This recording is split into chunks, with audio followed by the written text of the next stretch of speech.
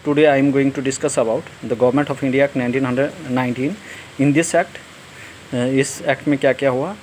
इन अगस्त 1917 में क्या हुआ, the British government declared for the first time, जो ब्रिटिश गवर्नमेंट थी उन्होंने पहली बार घोषित किया, इट्स ऑब्जेक्टिव, अपना जो भी मकसद था, was the gradual introduction of responsible government in India, कि धीरे धीरे हम यहाँ पे रिस्पॉन्सिबल गवर्नमेंट को यहाँ पे शामिल करेंगे.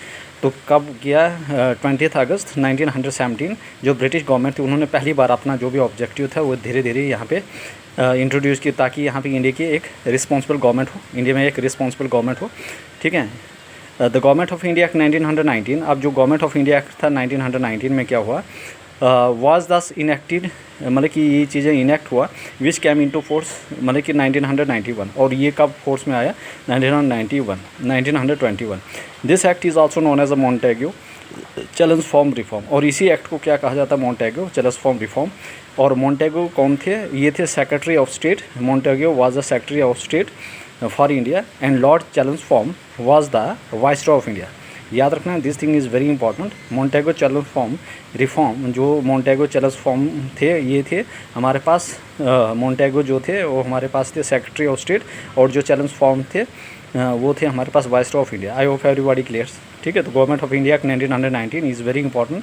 ऑन अगस्त 20 को 1917 में क्या हुआ, जो ब्रिटिश गवर्नमेंट थी उन्होंने ये डिक्लेयर किया कि India for the first time पहले डिक्लेयर किया कि इट्स ऑब्जेक्टिव, अपना जो भी ऑब्जेक्टिव था उसको डिक्लेयर किया, और ये कहा कि यहाँ उन्होंने क्या किया, पहली बार रिस्पॉन्सिबल गवर्नमेंट को इंट्रोड्यूस किया इंडिया में, मतलब कि was a gradual introduction of responsible government in India.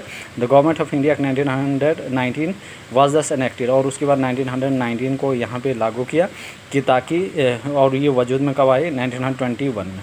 और इसी एक्ट को कहा जाता है मॉन्टेगो Chelmsford reform. मॉन्टेगो was the secretary of state for India and Lord Chelmsford was the viceroy of India. I hope everybody clear. ठीक है. Those, मतलब कि जिन्होंने भी अनसब्सक्राइब किया हुआ, थैंक्स फॉर. ठीक है. मुझे कोई फ़र्क नहीं पड़ता, आप चाहे सब्सक्राइब और अनसब्सक्राइब करो. ठीक है. इसमें मेरा कुछ नहीं है, मतलब कि जिन्होंने भी अनसब्सक्राइब किया, थैंक्स अ लॉट. ठीक है. मुझे कोई फ़र्क नहीं पड़ता, जो भी बंदा है जिसने भी अनसब्सक्राइब, पहले सब्सक्राइब करने के बाद अनसब्सक्राइब किया, डोंट वरी. ठीक है भाई, मुझे कोई ज़रूरत नहीं है. ठीक है. जिसने करना है करो, जिसने नहीं करना तो कोई ज़रूरत नहीं है. ठीक है. हाँ, जिसको, मतलब कि दोज हु आर इंटरेस्टेड, ठीक है, मतलब कि वो इस चीज़ को का फ़ायदा, मतलब कैन अवेल कर सकता है. And those who are not interested, ठीक है, don't visit in my channel. ठीक है. आई हैव नो नीड, ठीक है, to subscribe my channel. Okay.